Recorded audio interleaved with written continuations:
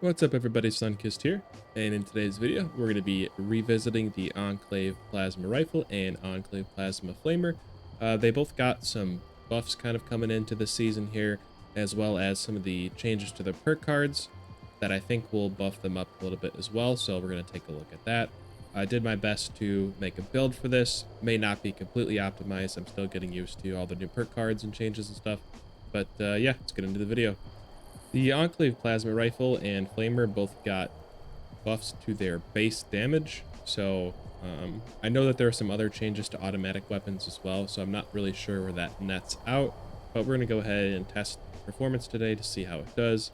The weapons that I'll be using is a Furious, Explosive, Reload Speed, and Polished. Less AP cost really isn't as great of a third star as it used to be, considering that Number Cruncher will buff your damage by AP cost, so you almost want your AP cost as high as possible. So that is the mod or legendary effects on that. The mods that I was able to get was just a true automatic barrel and an aligned stock. Everything else is pretty much bone stock. These are kind of hard to come by as far as the mods, and I'll go over that in just a little bit and how you can get those. But the next thing I'm going to be using is a bloodied, limb damage, extra durability, and polished Enclave Plasma Flamer. And notice how I have the scope on there, which you wouldn't think you'd want to use a flamer like that, but it actually adds AP cost, so that's why we have that on there, to get a little bit of extra bonus from Number Cruncher. As far as getting the Enclave Plasma weapon itself, you can do the Enclave events that will spawn around the map after you've completed the Enclave questline, or I think even during it. You'll get Enclave events that you can complete, and you have the possibility of getting the weapon itself with mods on it, or you can get box mods as well. But past that, if you want to try and find the mod in vendors, which is pretty rare, the vendors that I like to go to is Watoga Station, Watoga Shopping Plaza, and Berkeley Springs Station. Essentially, I will hit all three of those vendors and then server hop. If you have a private server, that's going to be the best way to do it, since these are player shared vendors, so if somebody else buys a mod out of there, it won't be in there anymore for you. So yeah, if you can, server hop on private servers, and that's going to be your best way to get it from vendors at least. So for the build, here is our special point allocation, and mind you, I will be running all special legendary cards.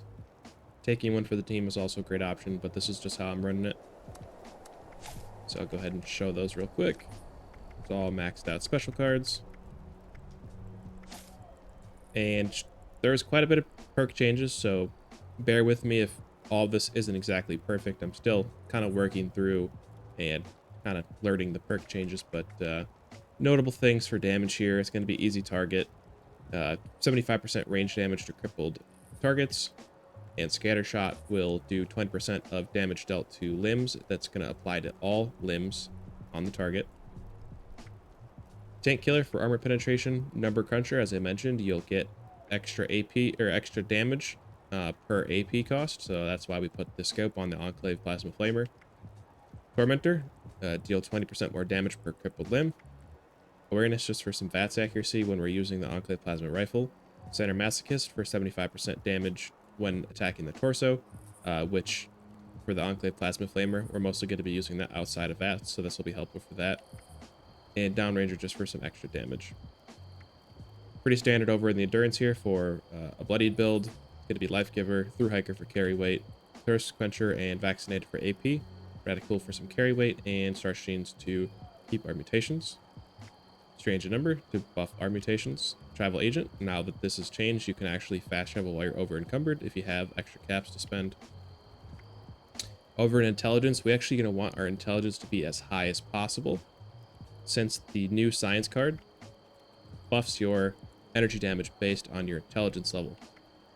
So we also have Gunsmith here because the Enclave weapons do break pretty quickly.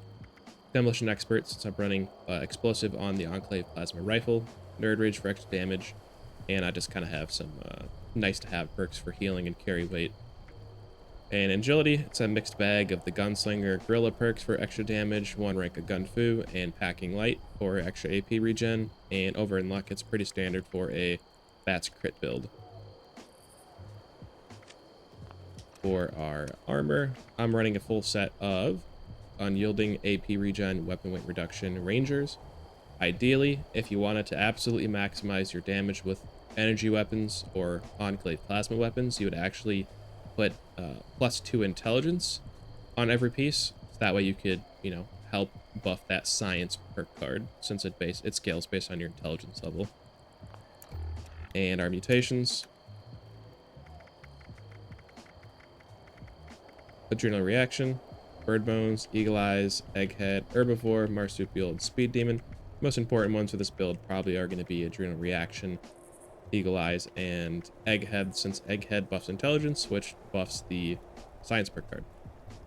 All right, we're in West Tech here, and we're going to test out the Enclave plasma rifle and the flamer and see how we do. Let's go first person here, make it a little easier. Looks like with the explosive damage included, we're doing about 450 a headshot. Seems to be pretty consistent there. Oh, he just... Oh, I crippled him. That's why. I thought he died. That's funny. Crippled all the limbs there. And looks like 800-ish with the explosive on a crit. So far, making pretty quick work. Let's try the flamer now. See how that does. I mean, I just tapped him. Didn't even stand a chance there. Yeah, just so good. Or so far so good. All right, let's go in here and test a little bit more.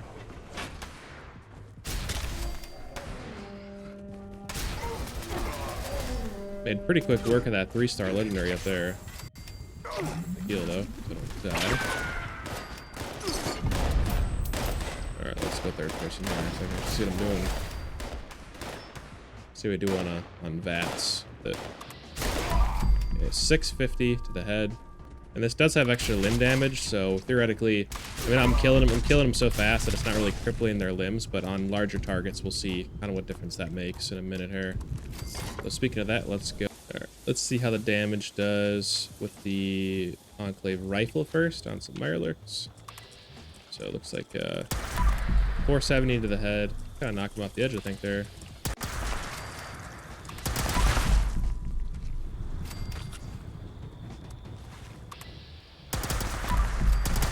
Kind of like, seems like 2 trigger pulls kind of gets the job done on most enemies, regardless of how much damage it's actually doing, but it's hard to...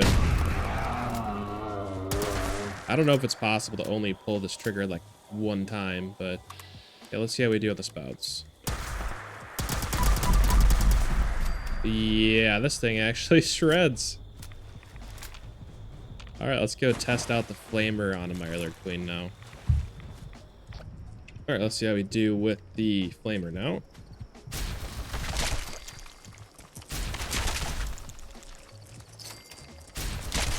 Makes pretty quick work, although we are limited on the range factor.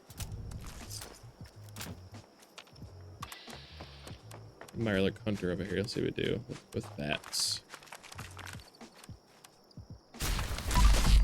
Pretty quick work. Okay, let's do I have what grenades equipped still? I do. Okay, it's only level 60, but we'll see how we do here. A little bit closer. Yo, that 50 limb damage it just cripples it like right away. Yeah, not too bad. Over at the Grindstone Arch, we're gonna go and test this on a Super Mutant Behemoth now.